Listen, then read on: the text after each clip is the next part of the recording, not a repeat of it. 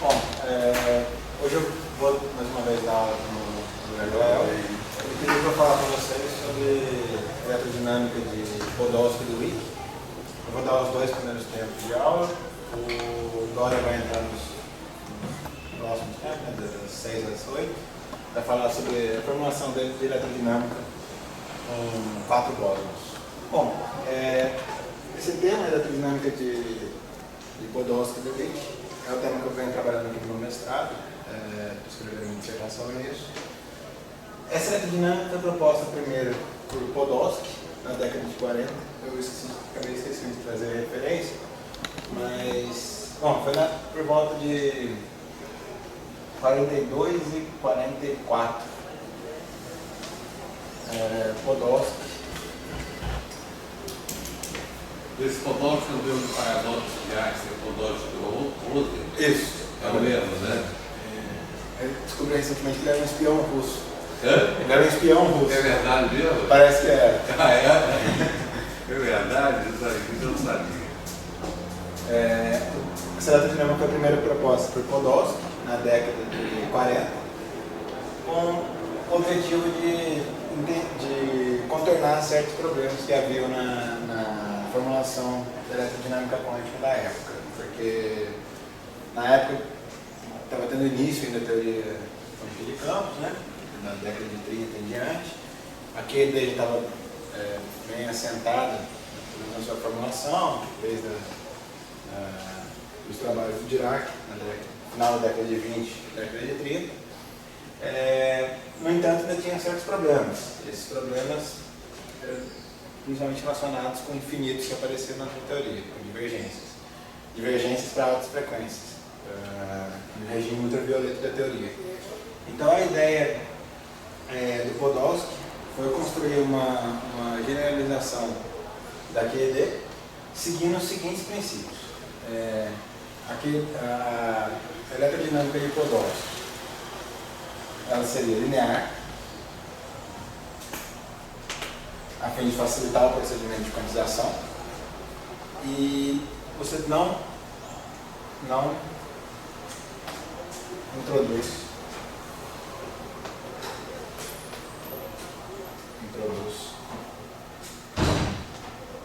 novos campos.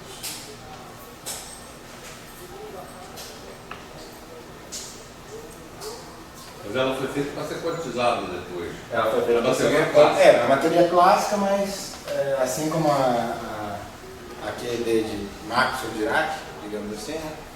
Ela foi proposta inicialmente como uma teoria clássica, mas mais tarde foi quantizada. Aqui ele já foi proposto, como já existia a formulação quântica na época, já fez uma coisa e logo em seguida já quantizou também, né? Então, basicamente ele partiu desses dois princípios, de construir uma teoria linear que no seu espectro contém somente dois campos, os mesmos campos que já existiriam na teoria de Maxwell. No caso aqui seria trabalhar somente com o campo elétrico e magnético. Então, com esses princípios, Ele pensava em termos de campo elétrico magnético? pensava em termos de campo elétrico magnético. Não tinha de termos de AMI. Não, escrevi em termos de AMI, mas a ideia é que o AMI estivesse relacionado com o campo elétrico magnético da mesma forma que está. O AMI era subsidiário. Não, quando você quantiza, o AMI continua sendo o campo fundamental da teoria, continua sendo o fóton da teoria. Mas quando você trabalha com óleo Lagrange, ele está pensando em E e B. Não, ele vai tomar a equação de movimento com relação a AMI, da mesma forma que no Maxwell. Na teoria de Maxwell, você pensa em óleo Lagrange, toma a equação de movimento com relação ao campo AMI, né? Então, aqui a proposta era a mesma. Ainda assim, trabalhar o campo fundamental da teoria era AMI, mas a ideia é que você não iria introduzir novos campos além do AMI, o que, consequentemente, sem introduzir novos campos além do E e do B. Mas eu pergunto, ele pensava numa reinterpretação do fóton ou numa reinterpretação do E e B, uma nova construtura do E e B? Você diz que uma nova estrutura do E e B seria mudar a relação entre por exemplo, o campo elétrico e o ar? Não isso. Eu estou dizendo. Vamos dizer, o Hélio Lagrange, para dar um exemplo, ele, claro que todo mundo pensa em AMI, porque já o AMI era o campo, mas digamos, o E e B é que fizeram um papel importante. Isso. E hoje em dia já não se pensa muito em E e B. Eu acho que, eu pergunto se ele naquela época já pensava em campo como o ponto, mas o ponto dele no fundo era E e B, para o PT como é que é nova final. Não olha da grande variável, uma variação da grande. Não, pelo que eu entendi dos trabalhos dele, ele pensava nos campos clássicos seriam E e B, mas na teoria quântica o campo era o AMI, da mesma forma. A relação entre o AMI e o FMI permanece a mesma. Né?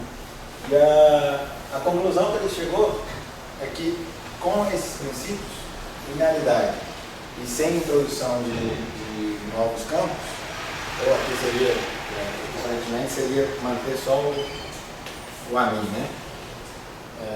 E sem introduzir novos campos, a única forma de generalizar seria colocando derivados superiores na sua Lagrangiana. Então, vamos ver qual que foi a proposta dele para uma teoria contendo derivados superiores. A ideia é seguinte, bom, só para esclarecer aqui, ela foi inicialmente proposta pelo Podolsky, na década de 40. Ele viu que esses derivados superiores, ele argumenta no paper dele que não são simplesmente uma forma de generalizar, mas são necessárias para conter o comportamento ultravioleta da teoria. Esses derivados superiores ela remove as divergências ultravioletas que apareciam na teoria. No entanto, com o procedimento de renormalização que foi inventado logo nos anos seguintes, né, isso daí foi esquecido na literatura, já que você tinha um procedimento para conter as suas divergências, então não tinha, na época, não acredito que ninguém optou por seguir trabalhando com derivados superiores. E acaba introduzindo, ela cura o problema da divergência, mas não introduz outros problemas, como a gente vai ver mais à frente. Aqui eu mencionei a eletrodinâmica de Podolsky e Luick, porque no final da década de 60, se eu não me engano, foi por volta de 67, ou entre esse período de 67 e 69, o Lee e Wick propuseram a mesma teoria. No entanto, aqui num contexto completamente diferente. A formulação do Lee e Wick passava por uma mudança de certos contextos, de certos conceitos na teoria quântica de campos. Eles mudavam, trabalhavam com uma teoria quântica de campos sem uma métrica do espaço do giro positivo definida. Eles abriram mão de uma métrica positiva definida para poder curar certos problemas da teoria que eles estavam propondo. A descoberta de Wick foi no contexto de uma tentativa de explicar uma diferença de massa entre alguns mesmos. Que na época ainda acreditavam que essa diferença poderia se produzir efeitos eletromagnéticos. Mas como logo em seguida a QCD também começou a se destacar, né? Então naquela época essa teoria também foi deixada de lado. Agora, eu li aí. Tem dois Lis, né? Agora eu não sei. Esse é o TWI. Tem o PWI. Tem o PWI e tem o TWI. Esse é o TWI. Esse Vic é da rotação de Vic. E o Vic é da rotação de Vic. Isso. Mas esse é o. Eu não sei, do Li Yang, eu não sei se é o BW ou se é o TW. O da quebra da paridade. Não, então, mas eu não sei se é B, eu acho que é B. Eu acho que é não, B. eu acho que é o B que veio. Eu sei que esse daqui tem um livro bom um livro interessante de física de partículas.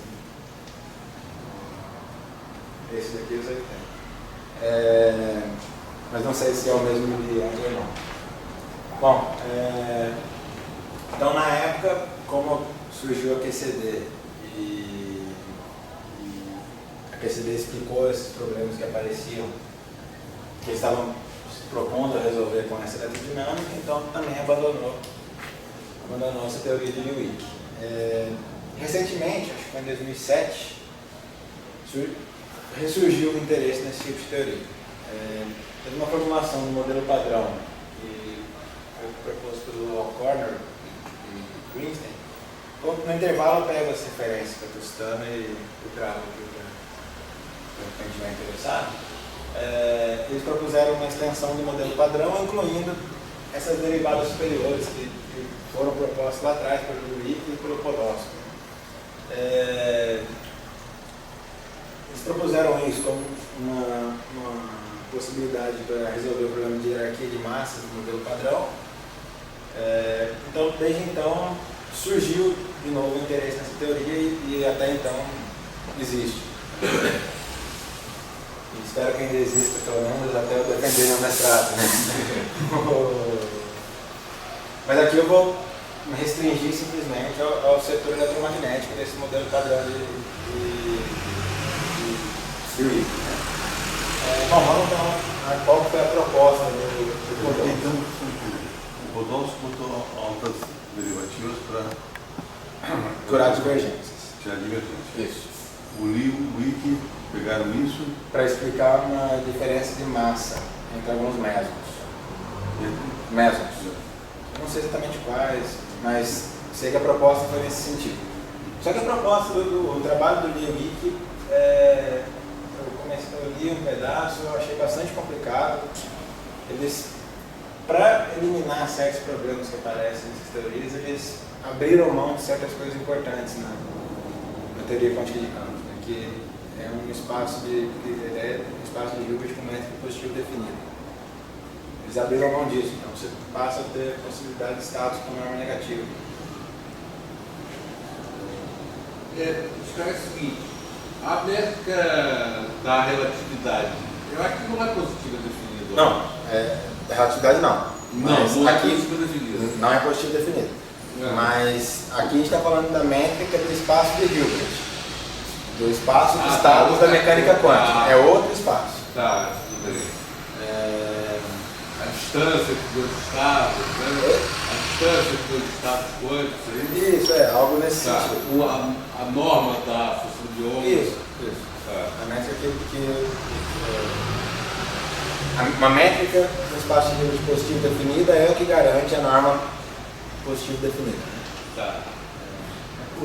Das supercordas, apareceu alguma coisa que produzia autoderivativa? Eu não sei nada sobre supercordas. Mas como nas supercordas aparece tudo, eu diria que sim. Tipo o Euler-Lagrange, né? As supercordas, o pequeno Euler-Lagrange, né? Olha, eu não sei dizer, mas como nas supercordas aparece tudo que deve, tudo que não deve, então acho que deve aparecer algo, talvez não a eletrodinâmica de Podolsky e Lewick, mas apareça ordens superiores em outro contexto. Na década de 70 para cá, também teve um interesse crescente em derivados superiores, fora do contexto de eletrodinâmica, no contexto de gravitação. E, como vocês sabem, gravitação é uma teoria que tem sérios problemas quando você vai para uma teoria quântica de gravitação.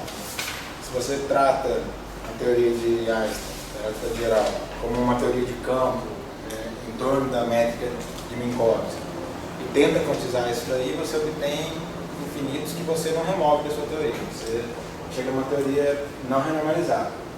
Se você introduz derivada superior no contexto de gravitação, isso daí foi mostrado em 74 pelo Stelling, você passa a ter uma teoria renormalizada. Você tem uma teoria, você consegue fazer teoria quântica de gravitação. Ainda assim não está unificada com uma teoria de unificação, você consegue fazer cálculos quânticos de gravitação. Então, desde então, surgiu esse interesse reviveu esse interesse em teorias de ordem superior. Né? Mas essa de gravitação também tem um problema de mentalidade. Também tem complementaridade. Essa de podólogo também tem Não, tudo bem, eu complementaridade. digo assim. Mas se você trata como sendo uma teoria efetiva, que para certas,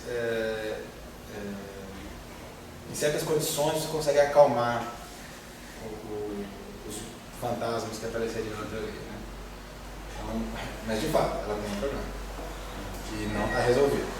Só que quem é estudante novo, assim, uma teoria de campo, você pode ter a ideia melhor que for, mas se não for renormalizada e unitária, te tiram fora do campo, isso, do jogo da física. Assim.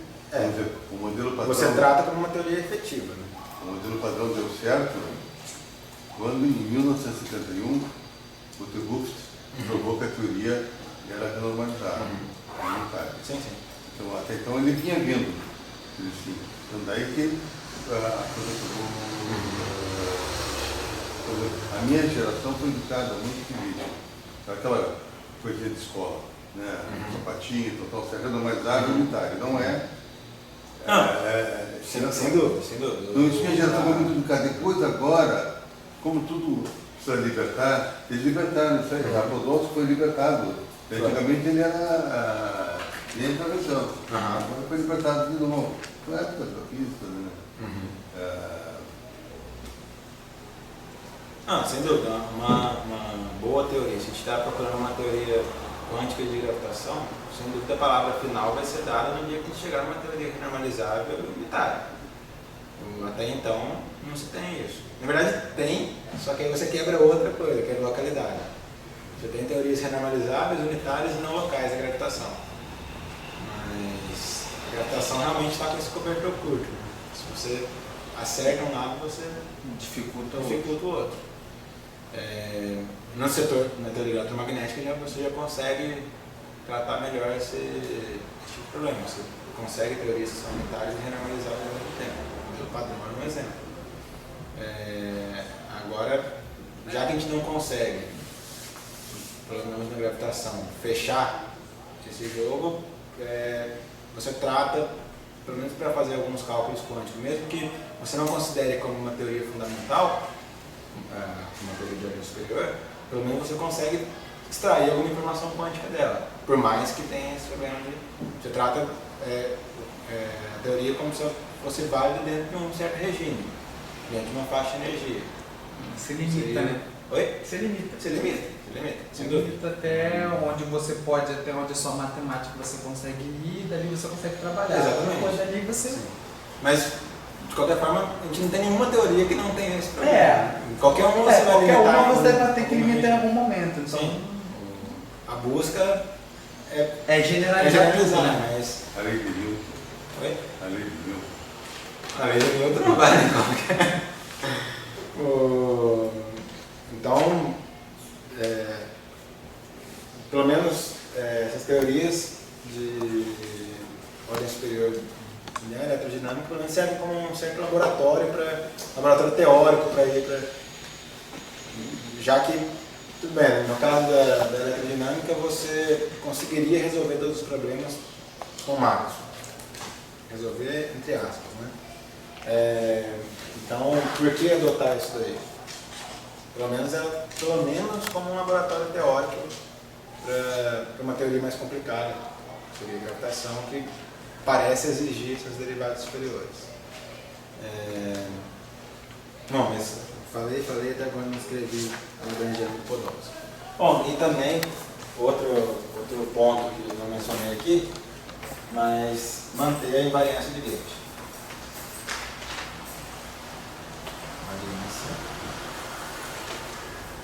Caliche.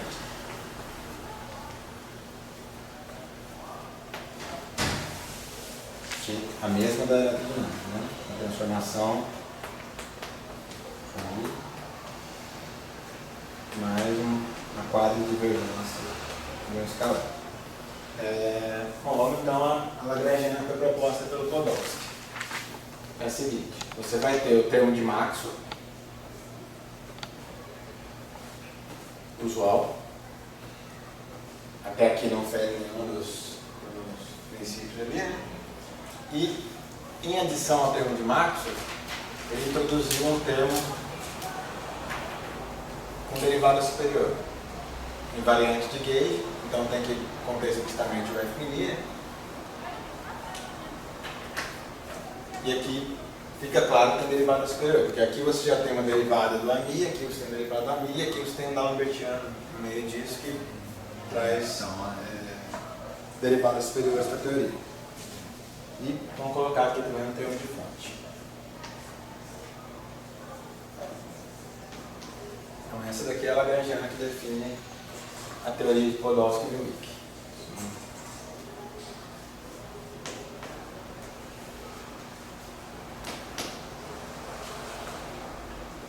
Bom, vamos ver como que ficam as equações de movimento. Ele escolheu esse termo de derivada só porque é a ordem mais baixa que fica covariante ou tem algum outro motivo? Porque a ordem, você fala... Porque eu poderia ter porque ele vai colocado uma ordem escolher- ainda mais alta. Ah, sim, ou- essa é a ordem mais baixa. Ele teve assim, alguma justificativa para manter, comparar nessa ordem mais baixa, assim, algum insight físico, ou simplesmente com a maneira dele? Não, eu nunca vi É porque nada... foi justamente relacionado a essa pergunta do Dória que eu perguntei, porque se só colocasse uma derivada ali não D'Alembertiano, a teoria deixaria de ser covariante. Peraí, desculpa. Se ao invés de você colocar o D'Alembertiano ali, Colocar- colocar só um... Não, você não consegue uma combinação covariante. Sim, então no caso você só poderia Então, colocar Desculpa. potências do D'Alembertiano, né? Potências D'Alembertiano. Isso, exatamente. Só mais uma coisa, né? Eu esqueci de colocar aqui. A minha teoria vai ser covariante.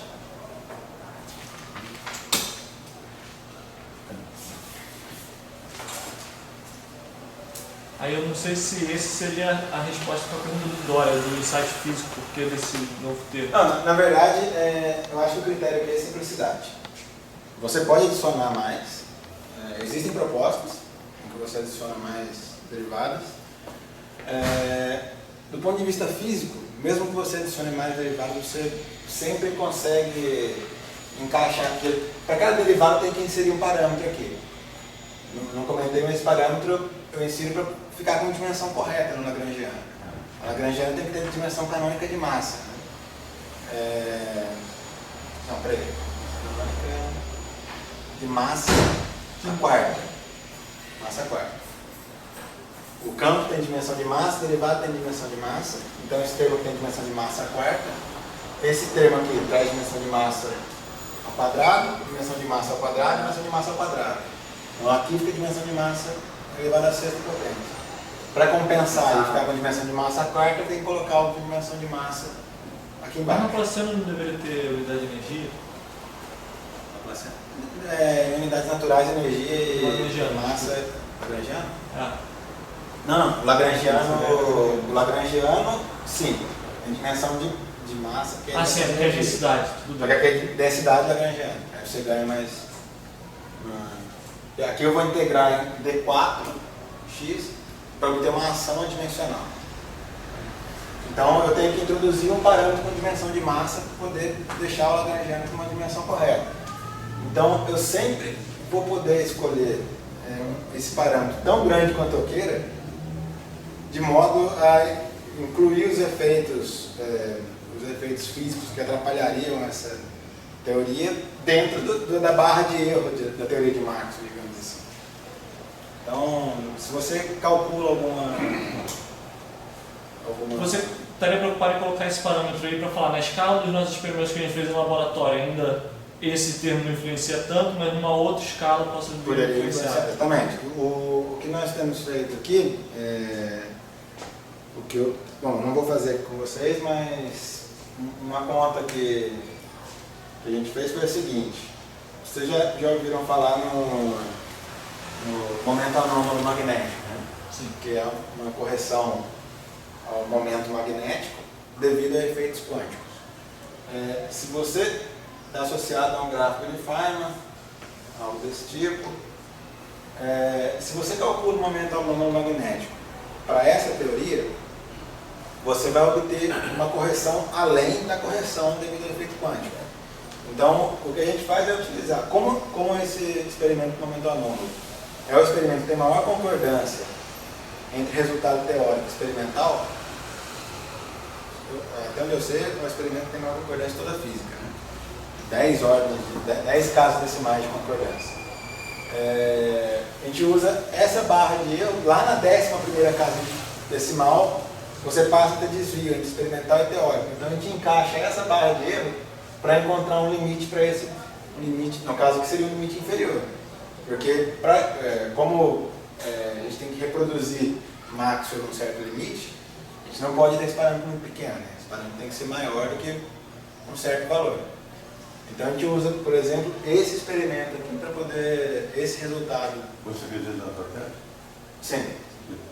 Na verdade, eu estou usando isso, o Pedro Igor Caneda, ele fez com mais detalhe isso daí. Eu vou calcular outros processos da eletrodinâmica, vou calcular espalhamento elétron-elétron, espalhamento elétron-muon, esse tipo de coisa. E ver como que fica essas questões também. Mas só a resposta para você, nas 10 casas decimais, o que você encontrar demais? Esse M, ele mata, porque não estava ali na certeza. não, o que a gente tem foi o seguinte, a gente vai obter o resultado, a gente obtém teoricamente é aquele G-2, né? Sobre 2. A gente obtém o mesmo resultado que viria da eletrodinâmica de Maxwell, mais uma correção da ordem da massa do elétron sobre esse parâmetro de massa ali, que é o quadrado. Então, isso daqui, ele tem que ser porque como isso daqui tem que concordar com o valor experimental, que em uma casa, Na 11ª. na 11ª casa decimal, isso daqui tem que estar na 10ª, essa diferença tem que ser menor que, pelo menos menor do que, quer dizer, no máximo, da ordem de 10 a menos 11, né? Então, com isso daqui a gente encontra um valor máximo para esse parâmetro de dimensão de massa. Então, Se eu não me tem que engano, ser muito grande. tem que ser muito grande, mas se eu não me engano, esse experimento, o valor que ele coloca é da ordem de 10 desculpa, é da ordem de 100 GeVs. Vamos dizer, entender um pouquinho. Então, esse termo que você está colocando aí a mais, ele é pequeníssimo. Sim, exatamente. Pequeníssimo. E você quer corrigir um infinito que é grandíssimo. Ele corrige. Ele corrige esse infinito. Mas ele corrige esse infinito porque ele tem, simplesmente, de alguma maneira, como aqui ele tem 1 sobre K4. Exatamente. É para fazer ter 1 sobre K4. E aí eu tenho que ver bem. Não entendo, no sentido geral é isso, claro. Mas, digamos, o termo é da ordem de 10, é infinito, 10 né? Sim. Não, mas ele vai corrigir o infinito devido ao propagador ser da ordem de 1 sobre K4. Ele não retira a ordem de 1 sobre K4, né? De certa forma, quando você analisa o propagador disso aqui, você obtém um propagador que seria o propagador de Maxwell menos um propagador que seria do tipo Proca, por exemplo. Então você vai tirar o infinito de um e compensar pelo infinito do outro. Os dois trariam o infinito, só que um traz sinal negativo. Você vê que um subtrai do outro. Isso. Né? Basicamente é isso que acontece. Como você pode. Só que sem tira o tudo infinito, isso. cancela. Basicamente é algo assim que Eu vou acontece. fazer uma pergunta para você, meio assim de para estudante. Por que tem que ser invariante de Gauge? Você já deu um salto muito grande, botando uma coisa que viola a unitalidade. Você violou uma coisa, você sabe muito bem que está violando uma lei física. Então, assim, não, eu sou um cara que antigamente dizia fumo um vapor, né? Sou um cara de coragem. Daí eu digo, você teria coragem de quebrar a invariante de Gauge? Por que você não quebra a invariante de Gauge? Não, você poderia, mas se você já vai estragar uma coisa, eu não diria, é melhor não estragar duas, então. Eu vou dizer o seguinte, essa coisa de invariância de Gauge é uma coisa assim, um assunto em aberto, que é democracia. Bom, não vamos violar a democracia, não vamos violar a invariância de Gauge. Só que invariância de Gauge ou democracia não é uma coisa só, são muitas coisas ao mesmo tempo. Sim. Então, para mim, uma coisa que é importante é o seguinte, qualquer teoria, ela tem que ter um background com o Maxwell, senão você está falando outra coisa.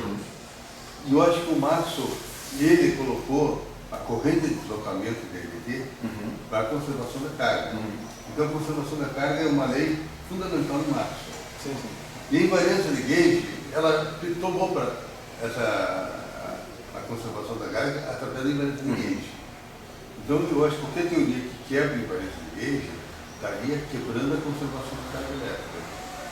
A não ser que você imponha outras condições para essa teoria. Né? Por exemplo, a teoria de Proca. Você quebra a invariância de Gauge, mas você impõe uma condição subsidiária sobre a sua teoria. Bom, aí mas o Proca, se você olhar, quebrou a invariância de Gauge, você não vai ter um teorema de Nemetz que garante a conservação da carga. Então você assume a conservação da carga a priori e chega numa condição subsidiária para a sua teoria. Uma condição aí, bom, não vou discutir isso. Não estou dizendo que é bom ou ruim, estou dizendo que é uma possibilidade. Eu só estou querendo dizer, a conservação da carga, no momento que o Maxwell botou DLT, ele fez uma coisa natural, ele botou um termo, DLT, correto de deslocamento. Ele botou a mão, depois ele botou. Mas ele disse, pô, eu estou com uma física agora, que é a conservação da carga. Daí aparece a teoria de Gauge, que diz, não, eu trabalho com aquele alfa. Aquele alfa é a minha ânima. Então, a partir dele, eu já tiro a conservação da carga. Sim. Então, Não, aqui você vai tirar a conservação da carga. E aí também, você tira a conservação da carga a partir de alfa. Então, assim, essa discussão. Então, por isso que tem outros motivos para ter invariância de Gauge, não foi isso. Mas, para mim, esse é o motivo ligado ao Maxwell. Sim. Não, concordo. A gente tem recentemente a gente colocou um trabalho, acho que não está na rede, né? Mas com a proposta de introduzir também um termo quebrando invariância de Gauge e explorar o que acontecia com ele. Cálculo de potencial, prefeito de potencial, esse tipo de coisa. De forma alguma a gente consegue restaurar a mentalidade da teoria, a gente tinha essa expectativa de talvez restaurar a mentalidade, mas também não aconteceu. Mas então também existe essa proposta de, nessa mesma teoria, que é colocar um termo do tipo Proca também. Bom, só um comentário. Bom, agora as prometidas equações de movimento. Né? A gente calcula as equações de movimento aqui, calcular rapidamente, basicamente tomando a variação da Lagrangiana, né? Isso daqui vai dar menos 1 sobre 2, F mini, variação do F mini. Aqui, menos integrações por partes, 1 sobre 2, disparando com dimensão de massa. Da Lambertiano, do F mini, que o Lambertiano está aqui, variação do F mini, menos J, eu vou chamar assim isso aqui de mini. Bom, esse primeiro termo aqui, eu posso usar a antissimetria nesse par de índices para tirar esse 2 aqui e colocar um D, Mi, a Mi. Realizando uma integração por partes, eu trago essa derivada aqui para frente, mudando o sinal. Então aqui já consegui colocar o termo de variação de ANI. O mesmo argumento aqui, eu uso a antissimetria desse tensor F mini, tiro esse 2, dmi. ANI, realizo uma integração por partes de ANI e trago a derivada aqui para frente. Vou ficar com mais 1 sobre n da Lambertiana dmi. Então, só substituindo escrevendo dessa forma. Bom, basicamente todos os termos têm a variação da Mi. O que está parecendo esse demônio de Mi aí, nesse segundo termo? Esse daqui. Esse demônio de Mi. Tá, aqui eu tinha o seguinte, eu tinha menos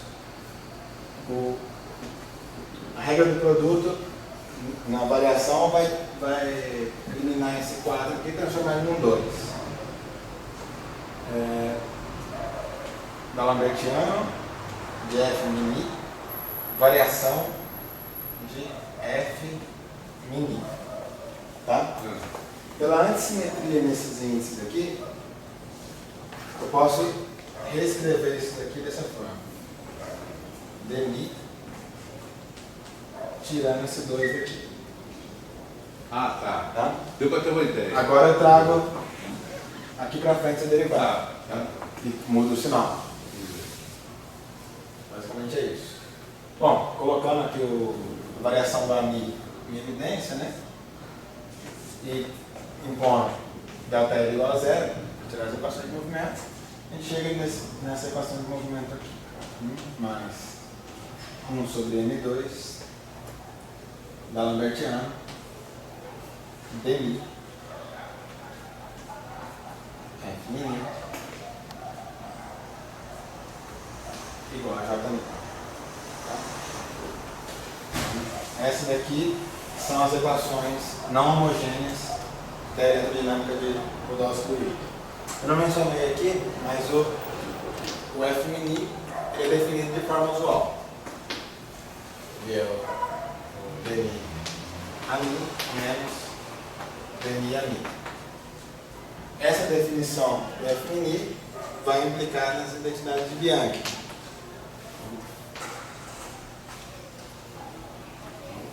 Mais combinações cíclicas, né? Combinações cíclicas. Daqui igual a zero. Então as equações homogêneas de Maxwell permanecem inalteradas. Escrevendo isso daqui explicitamente em termos dos campos E e B, a gente continua com a equação div de B igual a zero e a equação de Faraday-Lenz.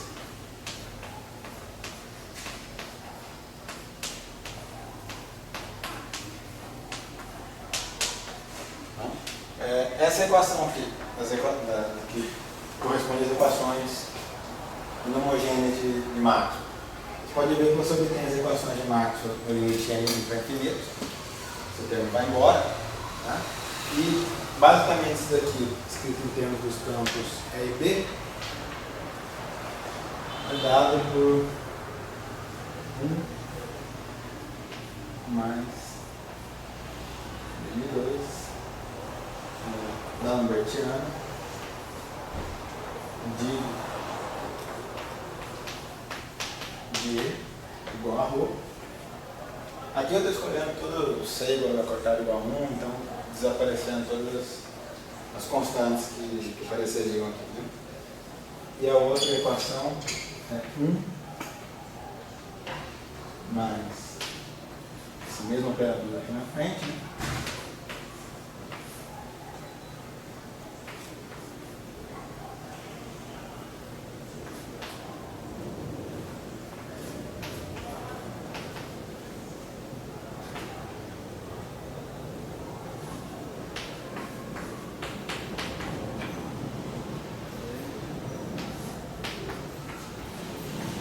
Igual a corrente. Então, aqui fica explícito. Se você toma essa massa, esse parâmetro com dimensão de massa, indo a infinito, você reobtém um conjunto de equações de Maxwell. Agora, vamos montar o seguinte. Aqui eu falei, isso daqui foi construído com a hipótese de não introduzir novos campos além do A e B. No entanto, o fato da teoria contra derivadas superiores introduz novos graus de liberdade na sua teoria. Então a gente vai ver que essa teoria, que inicialmente está escrita aqui em termos do campo amigo, que A princípio aqui contém somente um campo vetorial na sua teoria. Esse campo vetorial vai conter mais graus de liberdade, o que permite escrever a teoria em termos de dois campos separados, dois campos vetoriais separados. Vamos ver como que a gente faz isso daí. Primeiro, vamos observar o seguinte. Vou definir essa lagrangiana aqui. Zemini.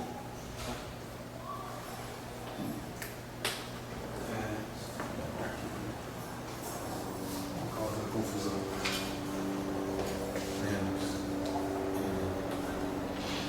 Sobre 8.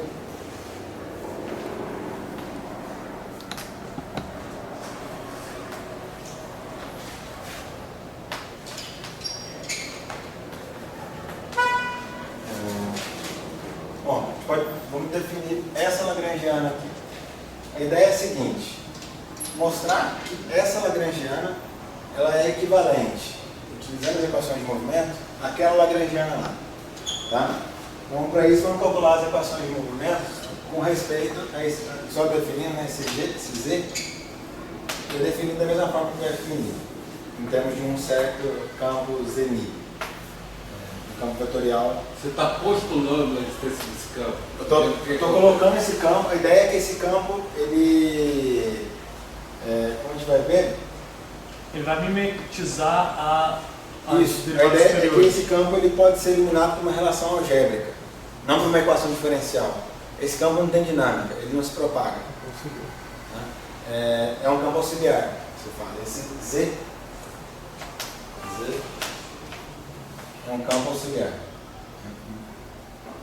Assim como aquele campo de Maxwell Higgs. É outro campo. Em Maxwell Higgs você introduz um campo que eu acho, se não me engano, e esse campo O campo escalar de Higgs? é uma parte Não, complexa. aquele lá se A propaga. parte complexa. Ah, tá, pode ser. A parte complexa. Não vou dizer com certeza não, Tá. mas pode ser. É um campo auxiliar. Campo de Stuckel. Tipo um campo. Nesse caso, honestamente, que não tem a mesma função do campo Stuckelberg. Né? O campo Stuckelberg também é um campo escalar, que Não, mas esse daqui não é, o objetivo dele não é o mesmo do campo Stuckelberg. Não é mesmo. Sim, isso sim. Então, esse Z aqui ele é um campo auxiliar. Para ver isso daqui é simples. Vamos tomar as equações de movimento com relação ao campo Z. As equações de movimento com relação a esse campo. Bom, eu não vou fazer passo a passo aqui, mas o que vocês podem fazer depois, vão obter é o seguinte: o Z ele é AMI mais 2 sobre M2 DMI F mini. Tá? Como eu tinha dito, o Z não tem uma equação diferencial para ele. Tem uma equação algébrica. O Z pode ser escrito inteiramente em termos do campo A e derivadas do A. Tá? Mas você não tem derivada do Z relacionada com o Z. Você não tem uma equação diferencial para ele. Então isso daqui caracteriza um campo auxiliar. Ele pode ser eliminado na sua lagrangiana, pois ele obedece uma equação de movimento algébrica, puramente algébrica. Bom, vou deixar a lagrangiana original ali, vai precisar dela. Então então vamos eliminar esse campo aqui nessa equação de movimento. Se eu substituo esse campo na equação de movimento acima, novamente eu não vou fazer conta, mas o que vocês obtêm é o seguinte: vocês obtêm essa lagrangiana aqui, menos um par de F mini, a parte do setor de Maxwell já está aqui, mais 1 sobre 2 N dmi f mi ao quadrado menos jmi a mi. Tá ok? Ainda não está com a mesma cara da equação acima, da lagrangiana de Podolsky. De onde surgiu essa madeira, essa segunda lagrangiana? Essa daqui, eu peguei esse campo que veio aqui e substituí aqui e aqui. Tá? Bom, essa parte é mais fácil de fazer, né? Você simplesmente traz o ami para cá e já dá o termo que você queria. Aqui fica um pouquinho mais complicado, mas no meia página dá para fazer essa conta. Mas, bom, aqui você tem esses dois termos que estão diferentes uns do outro. No entanto, eles não são diferentes. Vamos mostrar que realmente não são. Né? Vamos pegar esse termo aqui, dmi, mi, e ao quadrado corresponde a isso daqui, né? D alfa, f alfa, mi. Tá? Todos eles têm que estar contraídos, pegar no escalar. Eu vou fazer o seguinte, não, vamos usar essa equação aqui, vamos usar outra. Vamos partir daquela ali de cima. Primeiro a gente tem o seguinte, a gente tem f mini, abrindo esse lambertiano aqui, ele é d alfa, f mini. Tá? Eu posso fazer, como eu estou dentro de uma lagrangiana, dentro de uma ação, integrar por partes, basicamente é trazer isso aqui para frente e ignorar o termo de fronteira. Então, realizar uma integração por partes, aqui, d alfa f mini, tá? Aqui eu vou usar a identidade de Bianchi nesse termo aqui. Tá? Basicamente, a identidade de Bianchi diz para a gente que dmi f mini mais dmi f alfa mi mais dmi f mi alfa igual a zero. Né? Se eu trago esse termo do outro lado, fica o sinal menos igual a isso. Então, menos esse termo daqui, daquilo ali, da d mi f alfa mi mais né? Alfa mi mais dmi f mi alfa vezes d mi. Né? Bom, isso daqui é simétrico nos índices, quer dizer, é antissimétrico nos índices mi. Aqui eu posso fazer o seguinte, eu posso trocar a ordem aqui devido à antissimetria, aqui vira alfa ni e troco o sinal menos aqui. Então, essa combinação aqui, ela também é antissimétrica na troca de mi por ni. Tá ok? Essa combinação também é antissimétrica na troca de mi por ni. Então, essa contração aqui, isso daqui corresponde à parte antissimétrica disso daqui. Se eu pego isso aqui, dmi f alfa mi, esse termo, a parte antissimétrica dele, que é meio dele menos mi por mi, corresponde a isso daqui. Então, como a contração de uma coisa simétrica, quer dizer, antissimétrica, com qualquer coisa vai selecionar só a parte antissimétrica, então eu posso substituir esse termo aqui por duas vezes isso. Então, isso daqui corresponde a isso. dmi f alfa mi d alfa f mi. Tá ok? Ainda não chegou onde a gente queria. Mas Está próximo. Vamos realizar agora duas integrações por partes. Uma para trazer essa derivada para cá e a outra para levar essa derivada para lá. Tá? Como eu estou realizando duas integrações por partes, o sinal vai permanecer o mesmo. Então eu posso trazer essa derivada para cá e a outra derivada eu trouxe para cá. Tá ok? Só para deixar a cara da que está ali em cima, né? Ah, teria que ser covariante essa derivada, né? Certo. Então, bom, basicamente isso daqui eu posso descer esse índice, subo esse, e isso daqui corresponde a duas vezes esse termo aqui, né? Ni, F, mini ao quadrado. Então tá feito. A gente reescreveu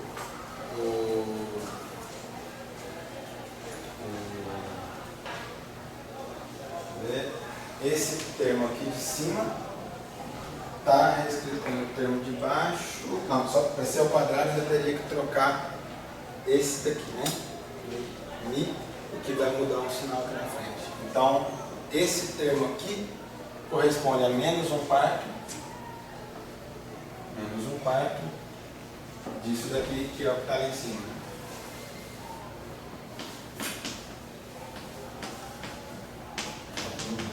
Posso, por esses passos aqui, eu posso substituir o termo que estava aqui, que veio da substituição, vamos dizer, naquela Lagrangiana anterior, eu posso substituir pelo termo que dá exatamente da Lagrangiana Podolsky do Wick, né?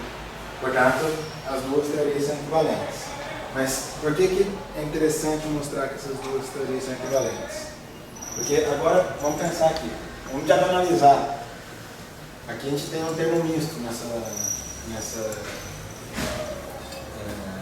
Lagrangiana acima aqui. A gente tem um termo acoplando, misturando o campo AMI com o campo auxiliar ZNI. Então vamos fazer uma redefinição de campos. É o seguinte, eu vou introduzir um campo B, um campo C, tal que o A ele é igual a B mais C, e o Z vai ser igual a B menos C. Se vocês fizerem essa redefinição e substituir nessa Lagrangiana aqui de cima, o que você vai obter vai ser o seguinte: vai ser a nova Lagrangiana, que é menos um quarto de B, Mi, Mi, mais um quarto de C, Mi, Mi quadrado, menos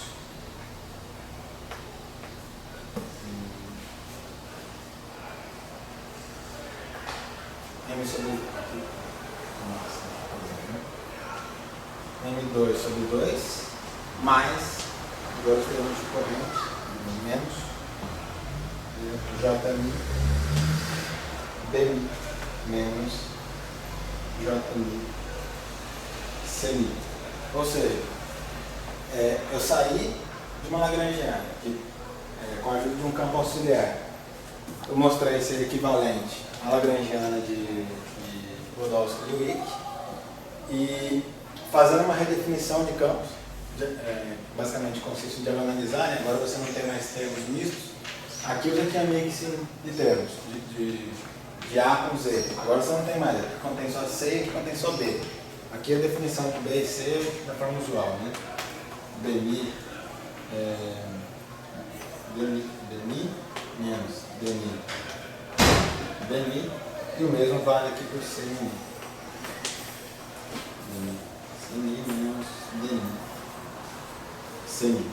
Então, o que a gente fez foi mostrar que essa Lagrangiana aqui, escrita em termos de dois campos, embora inicialmente o Podolsky tivesse dito que não ia introduzir novos campos, no fundo, em termos de campos vetoriais, ele introduz.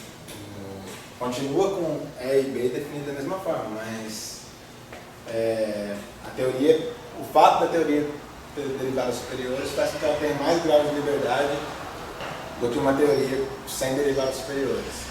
Então, ela carrega mais informação.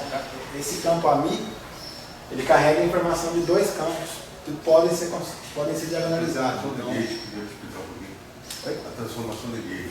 O AMI é linha amigo, o AMI mais linha o AMI, isso. O ZMI, se eu não me engano, ele tem que ser invariante. Só lembrar.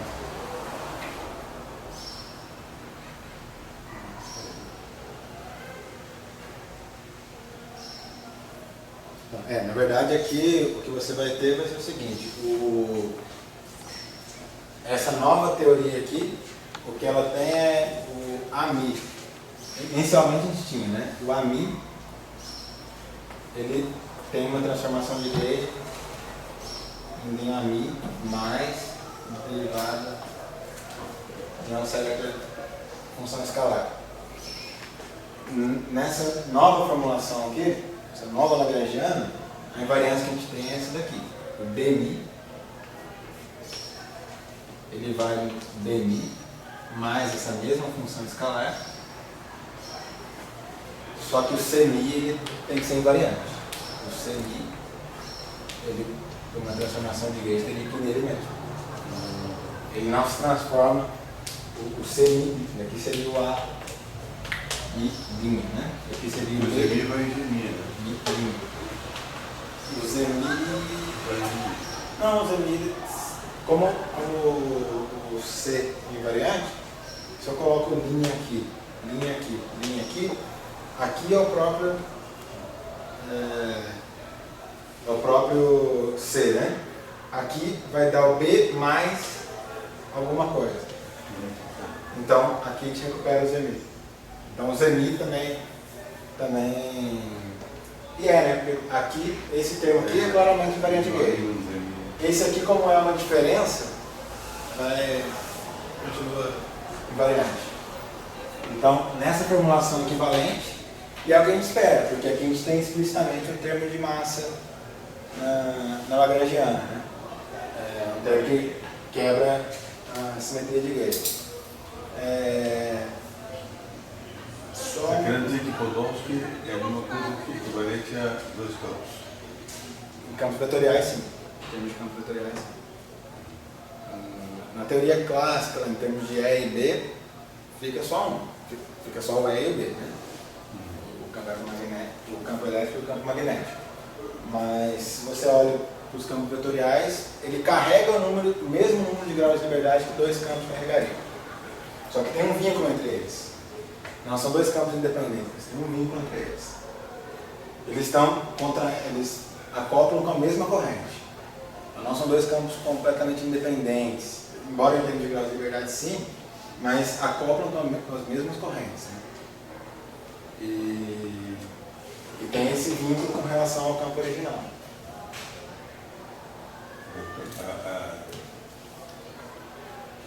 Deixa eu entender. Dizer que o Podolsky, vou dizer, o campo original, na verdade, é dois campos. O campo original tem o mesmo número de graus de liberdade que dois campos Dois dele. campos, né?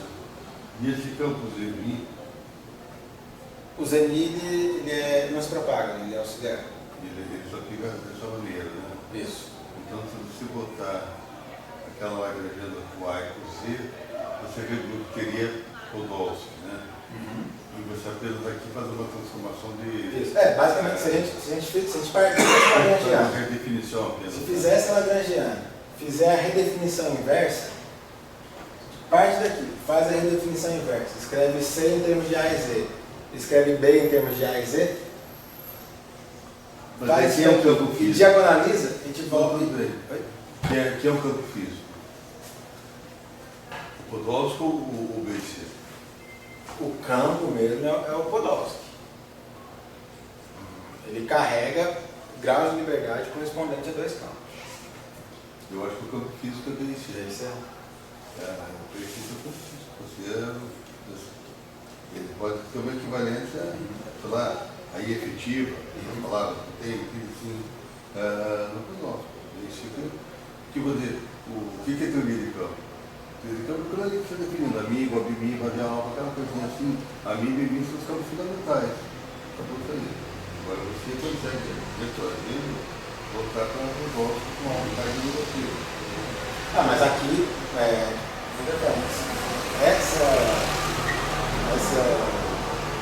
para dizer que isso daqui é equivalente ao Podolsky, você poderia vir aqui e definir uma Lagrangiana dessa forma. Definiu, esquece todo o resto. Para dizer que isso daqui é equivalente ao Podolsky, você sempre tem que lembrar disso daqui, dessa relação.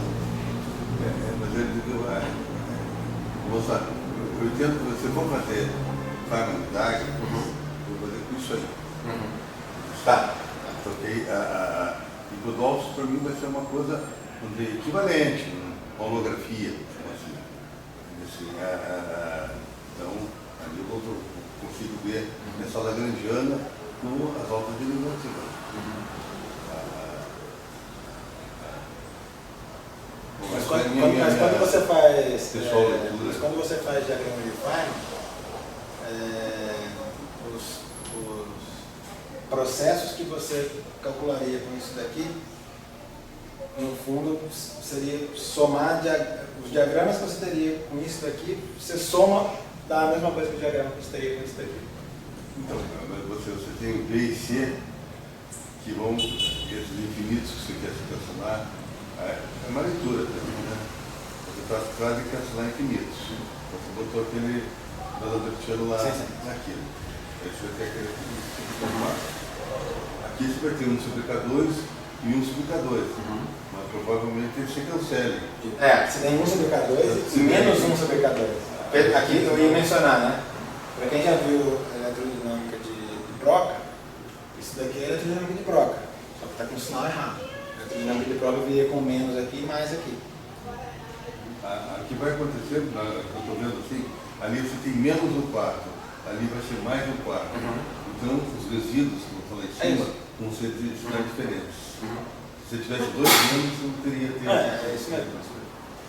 Se você tivesse, se aqui fosse menos e mais, seria aquela eletrodinâmica do parafóton. Certo? Aquela eletrodinâmica ela é unitária. Só que lá você não vai ter os infinitos se cancelando.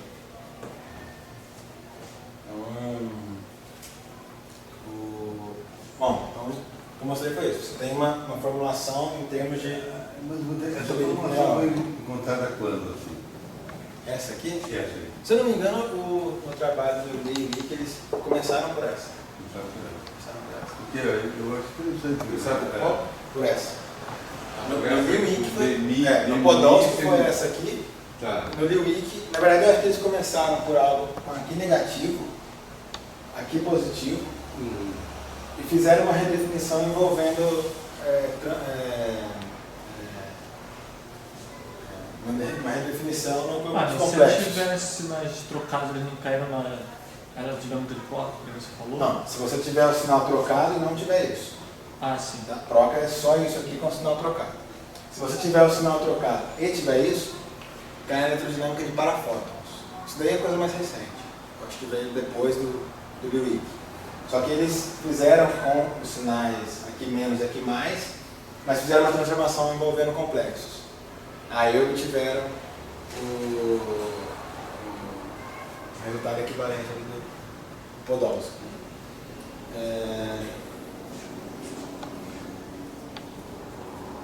Pedro, você sabe se foram eles mesmos que fizeram essa formulação, né? Para a primeira vez eu acho que sim. Foi, né? Ele Quando comentando. campo de nova negativo, eu tinha Já? Foi? Aí, Foi?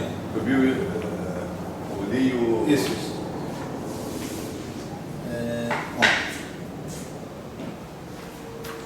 Então tá aí, está mostrando a equivalência. Se a gente tomar as equações de movimentos em termos desses campos B e C, isso daí pode ser visto como uma formulação equivalente que pode ser usada inclusive como uma formulação auxiliar para se calcular coisas, né? Que, ao invés de lidar com equações de ordem superior, a gente pode reduzir, se a gente toma as equações de movimento para esses campos B e C, a gente obtém o B, satisfaz basicamente a mesma equação de Maxwell, né? O C satisfaz a equação da eletrodinâmica de troca com o sinal trocado aqui na corrente.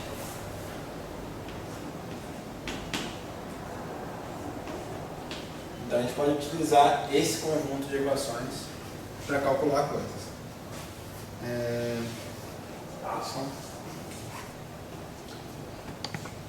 Não, mas se eu fosse calcular o momento da Terra, aí por aí. Mas a dificuldade é a mesma. Não, eu digo assim, o outro seria uma coisa efetiva, que seria uma holografia, assim. Mas em termos de resultado é o mesmo. Resultado é o mesmo. Porque existe uma coisa implícita nisso aí, para mim, olhando de isso aqui tem um fóton e um fóton massivo. Então, quando você bota aquele raio ali, você está botando um fóton massivo. Só que É uma leitura. Só que esse fóton massivo é complicado, né? Não, de fato, se você for quantizar essa teoria, você obtém uma partícula a mais. Você vai obter uma partícula de massa zero e uma partícula de massa M2. Só que esse fóton massivo tem uma complicação grande. Ele é o fantasma da teoria. Bom, ele traz a não unitariedade. Essa é uma outra questão. A espectroscopia, você tem que ver, provavelmente a espectroscopia que eu fiz dessa lagrangiana. Tem um fóton sem massa e um fóton massivo. Ele é ghost, outra líquido de carbono. Como é que você faz para lidar com esse ghost, parece? Aí entra a questão que eu tinha comentado de considerar como sendo uma teoria efetiva. Se você olha para o propagador dessa teoria, você analisa o seu espectro por aqui, né? Basicamente você vai ter menos 1 sobre K mais 1 sobre K2 sobre 2 K mais coisas que não importam, né? Não importam para essa análise. Então aqui o que você faz é o seguinte, Esse cara? Oi? Esse cara aqui? Momento. Algo mesmo. Momento trocado, dado um processo, momento que essa partícula está trocando, né? Esse sinal positivo aqui indica um ghost na sua teoria, indica um fantasma na sua teoria. Isso daí pode levar a processos com probabilidades negativas de acontecer. E o que é esse colchete de É uma anotação para indicar o propagador associado a um processo. Aquela norma que ele estava falando. Basicamente a norma no espaço de Hilbert de você. Basicamente isso daqui, por exemplo, você tem um estado de vácuo, tá? Isso daqui está associado com a probabilidade de você criar um estado atuando no vácuo aqui, se propagar e obter um outro estado aqui. Tá? Quanto uma ideia, mas não... Uma probabilidade de transição, digamos assim, de um estado para o outro. É isso. E daí a probabilidade positiva. Então, mais ou menos. esse aqui basicamente você vai num processo, você contrai isso com correntes externas. Então, ao contrair com correntes externas, vou escrever, você vai contrair isso daqui com correntes externas, que supostamente são correntes conservadas, satisfazem uma equação de conservação. Aqui vai dar menos Jmi sobre K2 mais Jmi K2 menos M2. Por isso que eu falei que esse termo não importava. Quando eu Que vai contraio ser corrente ortogonal. externa, isso, ele é ortogonal às correntes externas. O Jμ e Jnil você pode mostrar que ele é negativo. Então, isso aqui é positivo. Né? Ele é negativo, você... Esse valor aqui é positivo, menos Jμ e Jnil. Qual a interpretação desse J e JBC? Correntes externas. O quê? Por exemplo, você tem um processo de alguma coisa interagindo, trocando esse campo AMI e espalhando.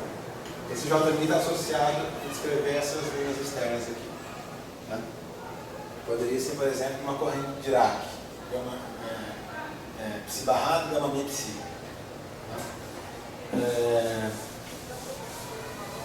Então, no espaço do momento, você pode mostrar que isso aqui é negativo, isso aqui também é negativo, então isso tudo aqui ficaria positivo e isso aqui ficaria negativo. Se você calcula o polo, calcula o resíduo em K2 igual a zero, você vai obter um valor positivo.